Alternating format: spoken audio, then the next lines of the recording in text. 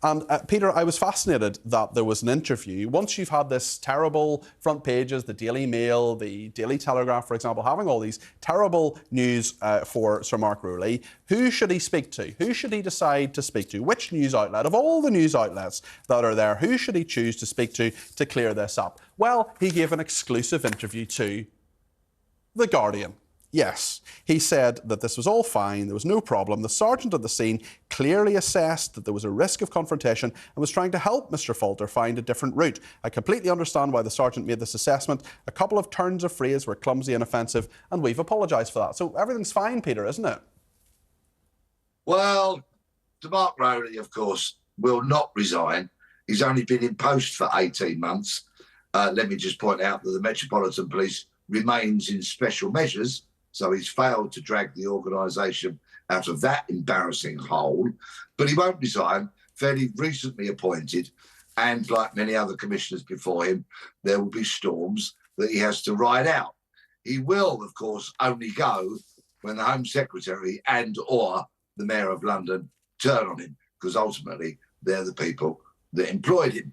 But what we had at that protest was an unstoppable force, the Jewish man, Mr. Gideon Falter, coming up against an immovable object, a sergeant from the Metropolitan Police, who, in fairness, and I've seen the entire 13 minutes of the video, at some point did offer to escort Mr. Falter away. But let me say this, all of this is actually a smokescreen for the bigger issue with regard to these protests. And the bigger issue is that the Metropolitan Police are repressing opposition to these marches. They are not allowing people to cross the road, to hold a banner, to express some discontent, because the Metropolitan Police have chosen a side. And it's the chosen side of pro-Palestinian protesters. They have surrendered their independence. They are failing to police without fear or favour, and it is quite simply a disgrace. Jake Wallace-Simmons is with us as well. He's editor of the Jewish Chronicle. Thank you for joining us. Sir Mark Rowley said the wider actions and intent of the officer were professional and in the best traditions of British police trying to prevent disorder. What do you make of his comments and indeed the Prime Minister's qualified support yesterday, Jake? Well, I couldn't agree more with your previous speaker. The problem wasn't this individual officer. The problem was that he had been backed into a corner by an institutional failing.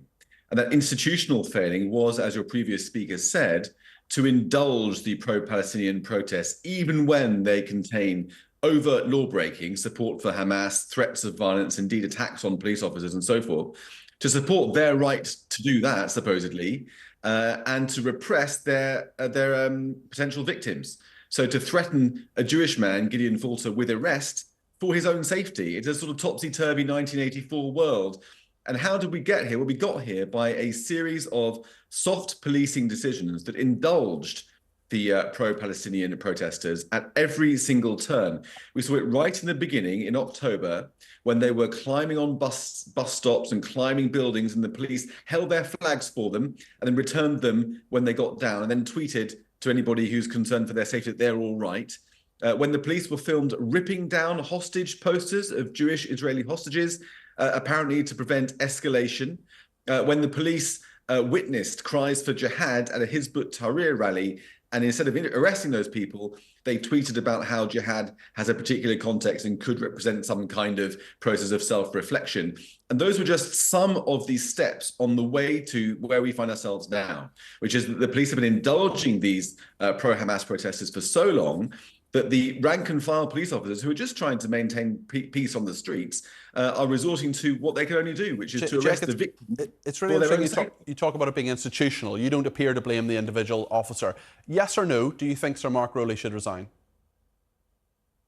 Well, I think if you're going to put me in a yes or no position, I would probably veer towards yes, because I do think that because it's an institutional failing, that does show a failure of leadership. Well, let me ask you a wider question then to let you expand on this.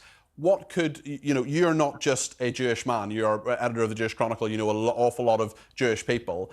and I'm concerned about it as a non-Jewish person. I'm really concerned because it's not just saying you're openly Jewish. He could, a police officer would never imagine saying, oh, well, you're openly black, you're openly a woman, you're openly a gay person, you're openly a trans person. That would never happen. So this kind of very weird form of criticising Jewish people seems to be okay for some people. I just wonder, not just from your personal perspective, but from the community you know so well, what can the Metropolitan Police do, and I'm going to ask Peter this question in a second, to regain confidence?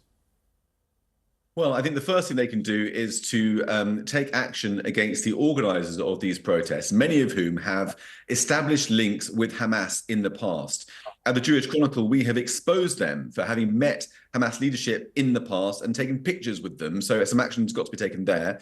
I think also they can take action against the protesters on the street who hold Hamas banners, who spread genocidal ideas and chants, and who are open with their support of the terror group.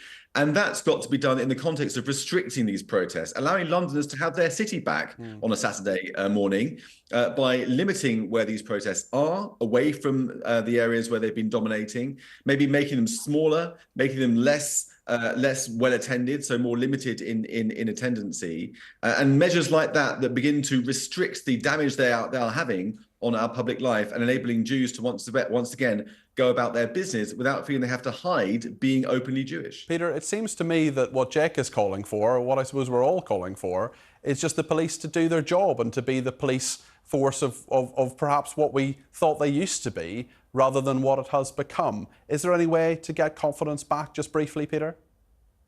No, they've appeased these marchers, these protesters, including those that within their element are violent, disgraceful, law-breaking with their posters, their chants, and quite frankly, would like to see the genocidal extermination of the state of Israel, and also a percentage of whom would quite happily live under Sharia law in the UK. It's too late. The Met has lost the game.